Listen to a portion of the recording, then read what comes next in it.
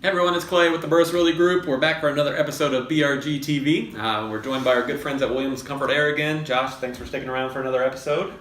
For those of you who missed last week, we actually spent some time with Josh talking about your HVAC systems, so be sure to check that out in the notes below if you didn't catch last week's episode.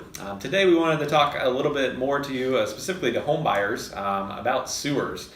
This is becoming a hotter and hotter topic. It's something that often isn't checked during the inspection process when purchasing a home, but probably should be. Can you fill us in a little bit on why that might be? Yeah, absolutely.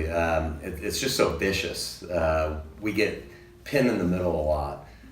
Young couple buys their first used home or existing home, and they go to take a shower or flush the toilet, and they realize it's not working. They respond to our offer. We're the king of the 93 or free.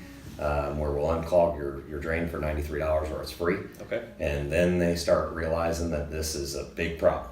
So yeah, a bigger problem than just a clogged drain. Right. Okay. And through televising using very high-end sophisticated cameras, we scope the line. Okay. And we educate them that your line is now deteriorated because of age, improper installation, whatever the cause is, and now they're looking at anywhere between a $5,000 and $30,000 repair on their brand new home. And by scoping the line, that actually means going into the plumbing line that goes all the way out to the street. That's correct. That's correct. Because I don't think a lot of people probably realize, but as the homeowner, you actually own the plumbing, I think, all the way out to the connection at the city line at the street. That's right. Most areas of town, you are responsible for everything that exits your house. It's called the building sewer line. And where it ties into the city main underneath the street or in your yard, it doesn't matter. You're responsible for it all the way out. So an example may be a tree root in your front yard has, over the years, penetrated the sewer line coming from your house out to the street. That's not the city's problem or the utility's problem. That's your problem as the That is homeowner. your problem. A sewer pipe, because most people don't wake up and think about sewers, much Right. like our last Hopefully episode not, on the right?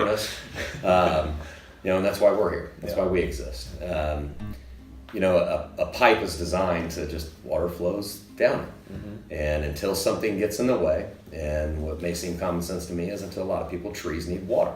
There's a lot of water that runs through that sewer pipe. The tree smells the water. It just grows towards the water.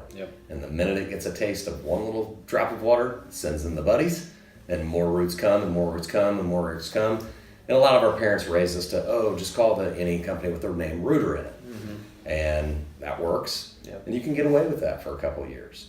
Short-term fix, though. Yeah, short-term fixes, and it's once there's one infiltration of the pipe, it's guaranteed it will fail permanently at some point. And our advice is just stay ahead of it. Right. For the buyers out there, we feel horrible. Horrible that we don't have this under control with the home inspection process, and just because it's not anything that most people know. And we're offering out there to the public that if you're curious, we'll scope it. Okay.